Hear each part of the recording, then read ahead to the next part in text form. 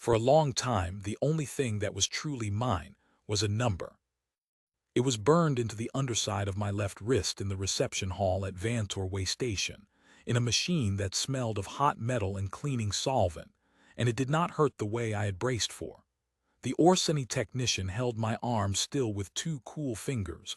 There was a click and a smell like a struck match, and then I had a number where before I had only had a life. 9 glyphs. I will not set them down here because setting them down would be doing to this page what the ledger did to me, and I have spent the whole of my grown life refusing that. But I knew them the way you know your own pulse. For years, if you had woken me in the dark and asked who I was, I would have said the number before I said anything else. That is what they built the machine to do. It was very good at its work. I was small then. Small enough that the technician had to lower the arm cradle 2 notches to reach my wrist, small enough that, when the light came on above the counter, I could not see the clerk behind it, only the underside of a chin and a collar. Small enough that my whole understanding of what had happened to my people came to me through the legs of adults, a forest of gray and dun legs, shuffling, stopping, shuffling, in a line that had no beginning I could see and no end, under a ceiling so high and so full of daylight that the light itself seemed like a thing they were rationing to us, a little at a time, through the tall windows. Our world had a name once. I will keep that too. It fell in a season, not in a day. That is the part the stories always get wrong. They make it a single terrible night, a sky splitting open, and it was nothing so clean. It was a long, grinding, ordinary catastrophe, the kind where the water stops being safe before anyone will say the water is not safe, where the ships that were supposed to come do not come and then come too few and then come for the wrong district. My mother carried me through the last of it wrapped in a work apron that still smelled of the paste she used to seal grain sacks, and she told me, in the register the Ilmara use for absolute truths, the register you are only permitted to use a handful of times in your life, that we were going to a place where they kept people. Not where they killed people, where they kept them. At the time I did not understand that this was meant to be good news. The place where they kept people was Vantor. You have to understand what the Orsini are, or you will not understand the human, and the human is the whole of this account. The Orsini are catalogers. That is not an insult in their language, and I do not mean it as one.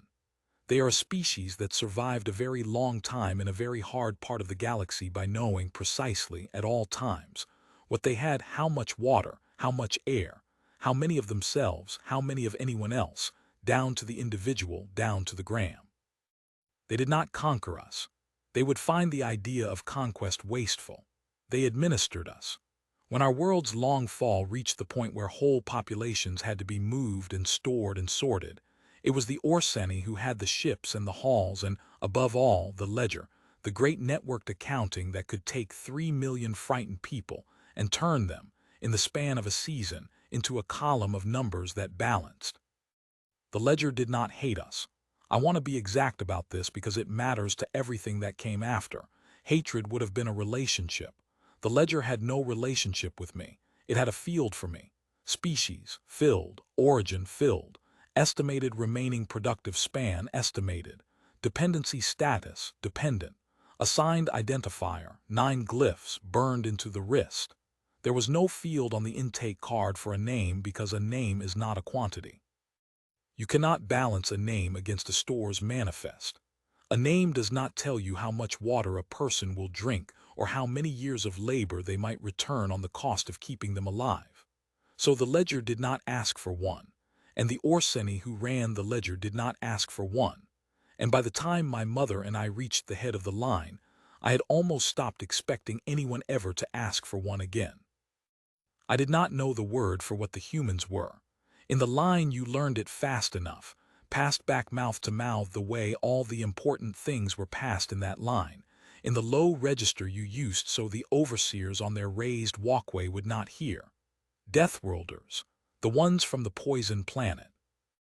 The ones the Orsini had brought in because the reception halls were overwhelmed, and the Orsini, who account for everything, had accounted for the fact that they did not have enough of their own people to process the flood of us, and had contracted, that is the correct word, contracted, a certain number of human clerks to sit at the far counters and move the line.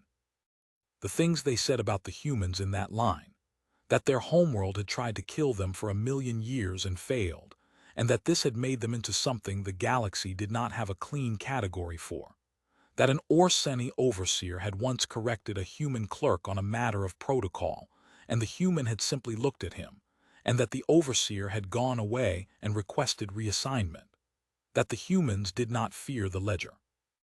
This last one I did not understand at the time, and it frightened me more than any of the others, because in that hall the ledger was the closest thing there was to a god.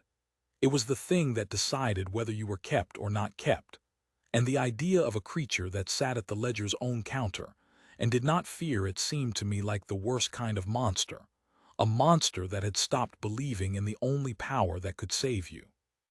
So when the line branched, and the woman ahead of us was waved to the right, toward the far counters, toward a lit sign with a human seated beneath it, my mother's hand tightened on my shoulder until it hurt, and I understood that we were about to be given to the Death Worlders. The counters ran the length of the hall, dozens of them under those tall, bright windows. Most were staffed by Orsini, narrow, precise people with their recording styluses and their pale, unblinking regard, moving each of us through in a rhythm so even you could have set a clock by it. Arm on the cradle. Read the number. Touch the number to the ledger. Read the fields back. Stamp. Next.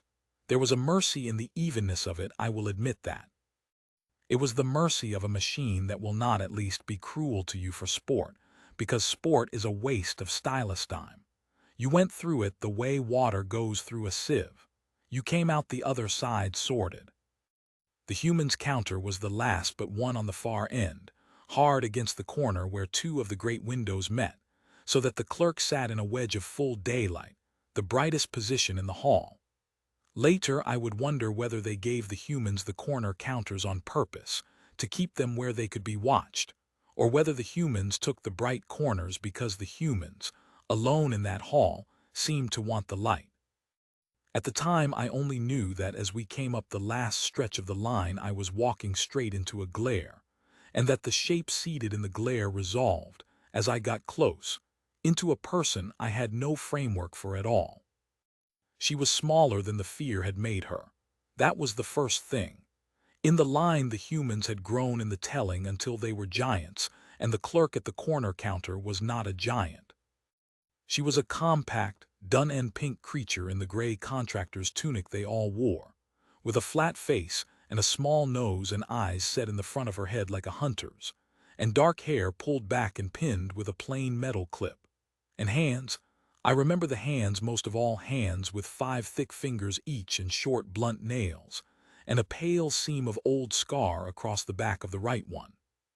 She had a stylus like the Orsini, and the same intake terminal, and the same tray of blank cards and a stamp, and by every visible measure she was doing the identical work the Orsini were doing, at the identical pace, moving her line as evenly as they moved theirs. There was a small strip of dark tape stuck to the lip of her counter below the terminal, where a passing eye would not catch it. On the tape, in a hand I would later know as well as my own, someone had written a single word in her people's angular script. I could not read it then. I asked her about it once, many years later, when I had the right and the standing to ask a human clerk anything I wished. She told me it said "slow down." She said she had put it there her first week, when she understood what the counter was for, and that she had never taken it off. My mother went first, arm on the cradle.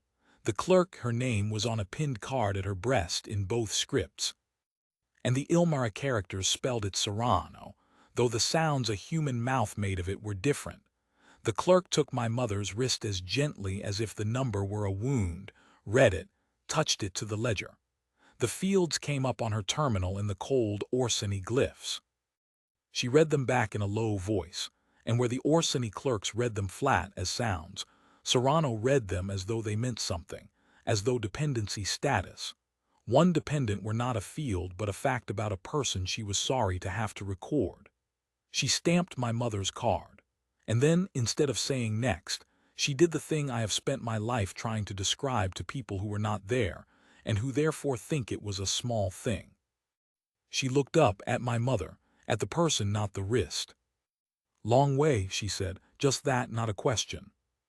The ledger has no field for it," and she said it anyway, and I watched my mother, who had carried me through the fall of a world, who had used the register of absolute truths on me exactly twice in my life, who had not wept once that I had seen through any of it.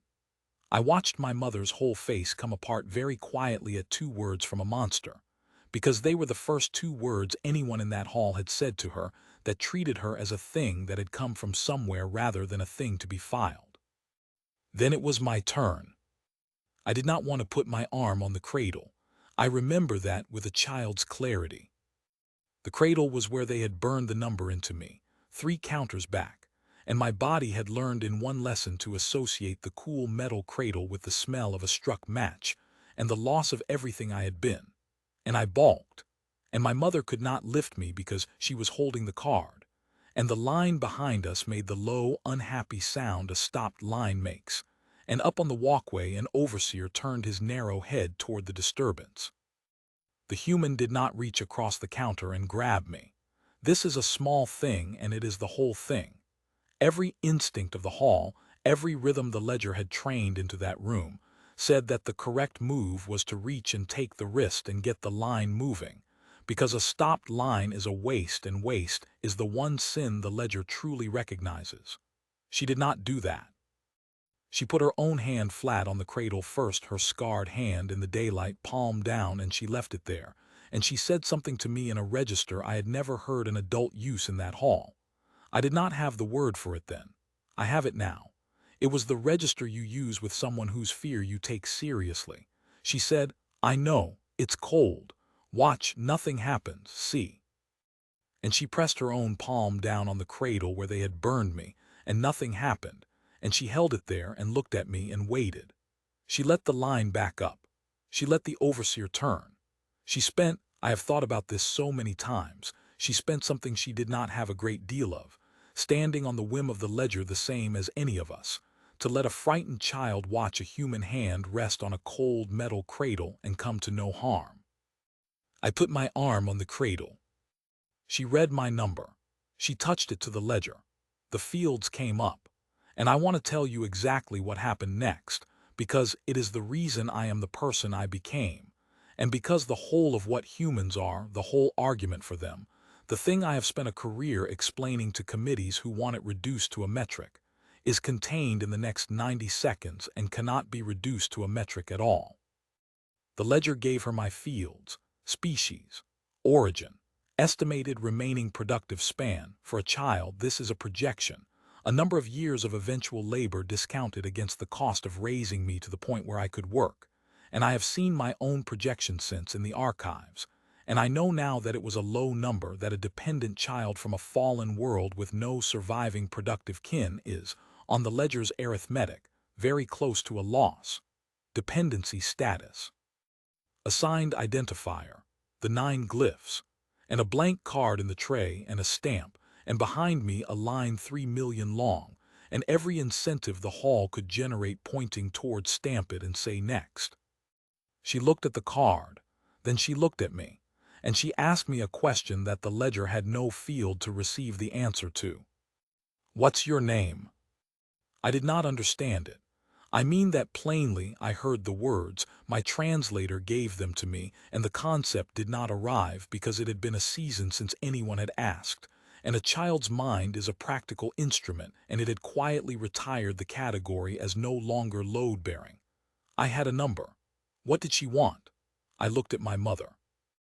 My mother, whose face was still not entirely back together, said it for me, in the low register, gave the human my name, the name my grandmother had chosen, the name that meant a particular kind of first light, the short, soft name my whole family had worn smooth with use. Surrey. And the human clerk Serrano, at the corner counter, in the wedge of full daylight, under the walkway where the overseer was already turning fully toward her now, did a thing I have never in my life seen an Orsini do, and have rarely seen anyone do since. She wrote it down. not into the terminal.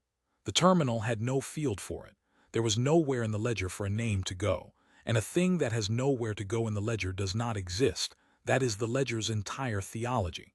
She took the blank intake card, the physical card, the one that would travel with me, tucked in the sleeve at my wrist, from hall to camp to billet to school, the card that was the only document in the universe that was, in any sense, mine, and she uncapped a pen. Not a stylus. A pen with real ink, blue-black, a personal thing, not standard issue. A thing she must have brought from her poison homeworld and kept for exactly this. And she wrote my name on the card in her own angular human hand, in the top corner where there was no field and no box and no permission. 4 characters of her script that spelled the sounds of me. She pressed hard. I remember watching her press. Human writing, done by hand, done with feeling, leaves a mark that goes through, the pen bites the card, and the pressure raises a ridge on the reverse, a little embossed spine of the letters you can feel with a fingertip in the dark. She pressed hard enough that the ridge came up on the back of the card, and I know she pressed that hard on purpose, because at the end, on the last character, she pressed harder still and drew a single line beneath one part of my name, beneath the first syllable, the Sioux, the sound my mother used when she was pleased with me. And that underline was the deepest cut of all, so that ever after, if you turned the card over and ran your finger across the back, the first thing you felt before any other letter was that one small raised bar under the Sioux. Then she looked up at the overseer, who had by now descended one step of the walkway stair, and was regarding her with the pale, flat patience of a species that has never in its recorded history needed to raise its voice. The overseer's name was Thessum. I learned it later. I made it my business to learn a great many things later. He was not a villain. I have to keep saying this because the story wants a villain and there was none. There was only the ledger and the people who believed in it, and Thessum believed in it the way you or I believe in the ground. He said, and his translator gave it to me flat and reasonable, clerk. That is a non-standard mark on a controlled document. And the human said, it's her name. The card records the identifier. The identifier is sufficient. For you, Serrano said. She said it without heat. That was the thing I could not get over, even as a child, even understanding almost nothing, that she was not angry, that she was doing something enormous and forbidden in a completely level voice, the same low, even voice she had used to tell me that the cradle was cold and nothing would happen. For the ledger, it's sufficient. The ledger's got what it needs. I'm not taking anything away from the ledger. She capped her pen. I'm adding something the ledger doesn't want, different thing. It is not efficient. No, she agreed. It costs about 4 seconds a card.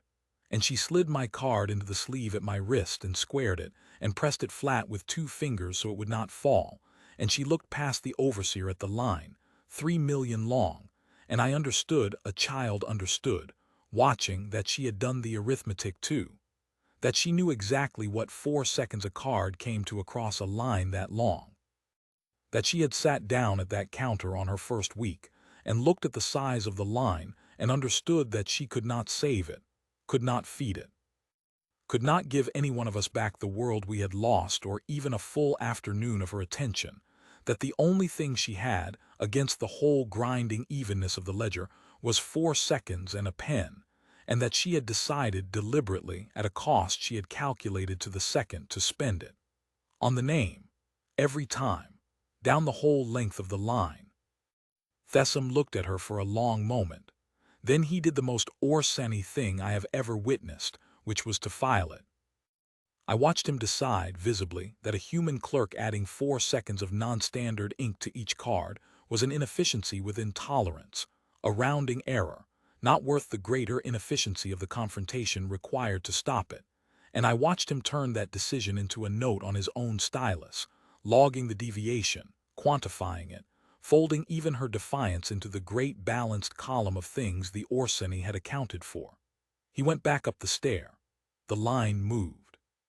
She said next, gently to the person behind us, and that was all. We were kept. That is how these accounts are supposed to end, and it is true, my mother and I were kept, sorted to a residential camp on the way station's lower ring, given a billet and a ration allotment, and in time, work for her and schooling for me. On the ledger's arithmetic, we were a small loss carried for reasons of treaty and appearance. On the ledger's arithmetic, almost everyone I loved was a small loss. I do not tell you this to make you angry at the Orsini. The Orsini kept 3 million of us alive when our own world could not, and they did it with an accounting so cold that most of us survived precisely because no one wasted a gram of anything on sentiment. I have made my peace with the ledger. It is a tool. It did what tools do. But I want to tell you about the card, because the card is where the humans 4 seconds went and where they came back. I was raised in that camp on a document that said, in the only language the station's machines could read, that I was 9 glyphs and a projection. Every gate I passed through read the glyphs. Every ration window read the glyphs. Every clerk who was not human. And after the first years, when the flood ebbed and the human contractors' terms ended, none of them were human, read the glyphs and treated me, correctly and without malice, as the quantity the glyphs described. I was a number in a camp of numbers, and it is very hard to explain to someone who has never been a number what that does to a child over years, how it gets inside, how you begin to do the ledger's work for it, how you begin to look at yourself and see the projection, the low number, the small loss carried for reasons of appearance, and to arrange your small life accordingly, quietly, so as not to cost more than you were worth. And then, in the dark, I would turn the card over and run my finger across the back of it. That was the whole ritual. There was nothing more to it. I could not read her script. Ilmara children in the camps were taught the station glyphs in their own characters, not the angular human hand, so for years I did not even know that the mark on my card spelled Surrey. I only knew that on the back of the card, where the ledger's flat-printed glyphs left the surface smooth, there was a place that was not smooth. A raised, ridged, deliberate place. 4 characters, pressed through by a hand that had pressed on purpose, and beneath them, deepest of all, that one small bar under the first sound of me. I would lie in the billet with my mother breathing beside me and the whole cold arithmetic of the station humming through the deck plates, and I would put my fingertip on that ridge in the dark, and it said, in the only language a small raised bar can say anything, someone, once, in full daylight at a cost she counted, decided that you were not a number. That is not a metric. I have sat before more committees than I can count and been asked to reduce it to a metric. To explain, in terms the ledger's descendants can balance, why the human contract at Vantor is remembered the way it is when by every efficiency measure the human clerks were a marginal and expensive experiment that was not renewed. And I have never been able to give them the metric, because the thing the humans brought to that counter does not have a field. You cannot balance it against a store's manifest. It cost 4 seconds a card. It returned, in my case, a life. Because here is what the ridge did over the years that the number never could. The number told me what I was worth. The ridge told me that worth was not the only true thing that could be said about me, that there existed, somewhere, a second ledger, kept in ink and pressure by a species that did not fear the first one, in which I was not a projection but a name, not a loss but a Surrey, underlined. And a child can survive almost anything if she can hold, in the dark, the physical proof that both ledgers are real, and that the second one is the one that a person, given a choice and 4 seconds, will choose to write in. I chose things I would not have chosen without it. I studied when the projection said there was no return in studying me. I applied for the clerk track when the projection said a dependent child of a fallen world had no business at the counter, on the other side of it, holding the pen. I want to be careful here not to make it a triumph, because it was not clean and it was not fast, and there were years in it that were only gray. But the shape of it is true. The girl the ledger wrote off as a small loss carried for appearance spent 30 years becoming the person who now sits on the standards board for the whole way station's intake protocol, and who fought, and this is the only part of my life I will let myself be proud of without qualification, who fought, for 11 years, against every efficiency argument the ledger's inheritors could marshal to add a field. One field, a name field on the intake card, non-mandatory, costs about 4 seconds to fill. I lost that fight 11 times. I won it the 12th, and I won it not with an argument the ledger could balance. I never found one. There is no such argument. But by doing what the human clerk did at the corner counter 30 years before, which is to stand in the daylight in a level voice, and refuse to accept that sufficiency is the same thing as enough. I told the board that the identifier was sufficient. I told them the ledger had everything it needed. And then I told them we were going to add something the ledger didn't want, at a cost I had calculated to the second, because the 4 seconds were not the cost of the field. The 4 seconds were the whole return. They filed it, of course. They logged the deviation, quantified it, folded even this into the great balance column.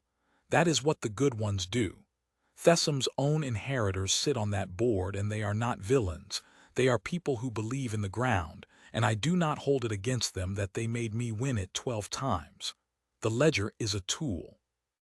But it is my board's tool now, and there is a name field on the card, and every child sorted through Vantor since is a number and a name in that order on the record, where it will be read. I found her. You will want to know that, and I will tell you, though it is not the ending I would have written if I had been allowed to write my own.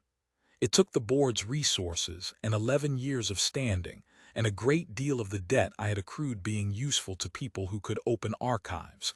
But I found the human clerk Serrano, or found what there was to find.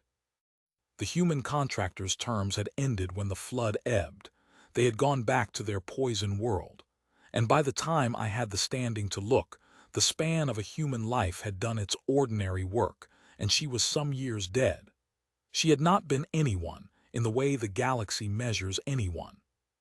She had processed a great many cards at a great many counters over a working life, and then gone home and grown old and died, and left, as far as the record showed, no mark on the balanced column of the universe at all.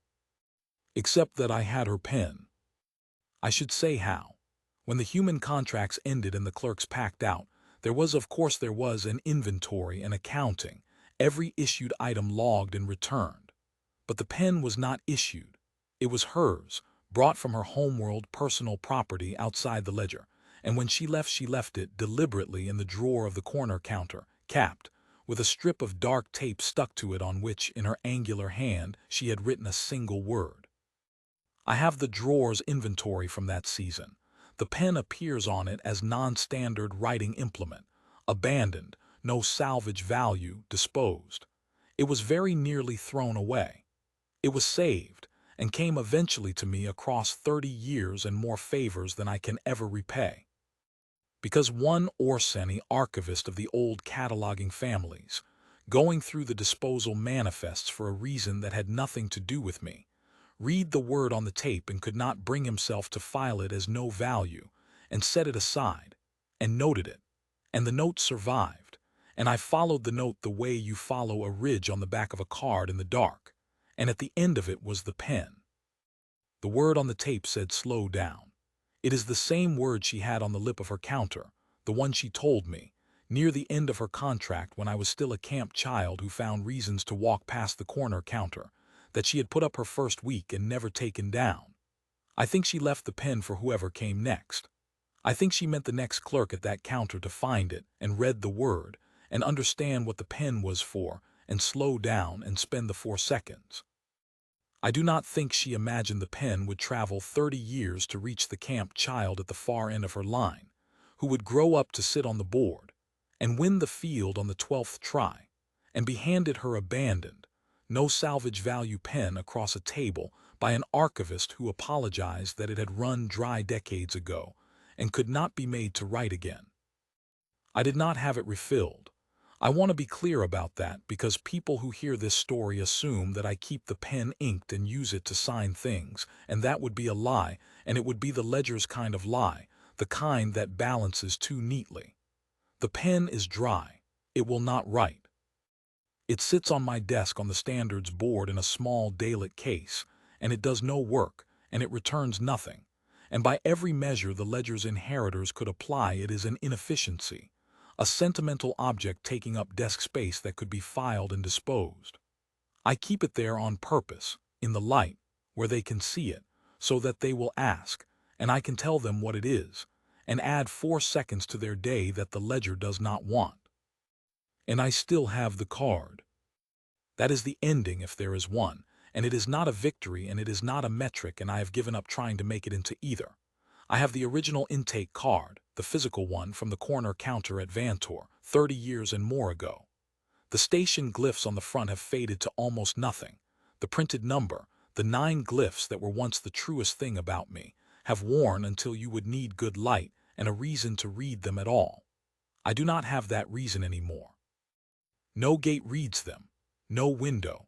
I am a person now in the record with a field of my own, and the number has done its work and been allowed, at last, to become what it always should have been, which is only a number, one small quantity among the many I carry, no longer the first thing I would say in the dark. But the back of the card is not smooth. I am old now myself, not as the humans measure it, but old enough that my hands are not as steady as the clerk Serrano's were in the daylight, old enough that when I wake in the dark it takes me a moment to gather who I am before the day requires it of me. And in that moment before the day, before the board and the field and the whole long balanced column of what I have become, I do the thing I have done my entire life, the only ritual I have ever kept. I reach for the card on the table beside me. I turn it over in the dark, where I cannot read it and never could, where the human script would be no use to me even in full daylight. And I put my fingertip on the back of it, and I find before any other letter, before my own name, deepest of all the one small raised bar, the underline. The sou, pressed through by a hand 30 years dead, at a cost of 4 seconds in a wedge of daylight at a corner counter, by a creature the whole line had taught me to fear, who looked up at me when the ledger did not require her to look up at anything, and asked me the one question the ledger had no field to hold, and then wrote the answer down. The ledger gave me a number. I have made my peace with it. It is a tool. It did what tools do. But in the dark, where it matters, where a person gathers who they are before the day can tell them, the human gave me a name. And 30 years on, with my own field one and my own board and her dry pen in the daylight where they can see it, that is still the first thing my finger finds, and the first thing I know, and the last thing the whole balanced column of the universe will ever be able to take away. Sue,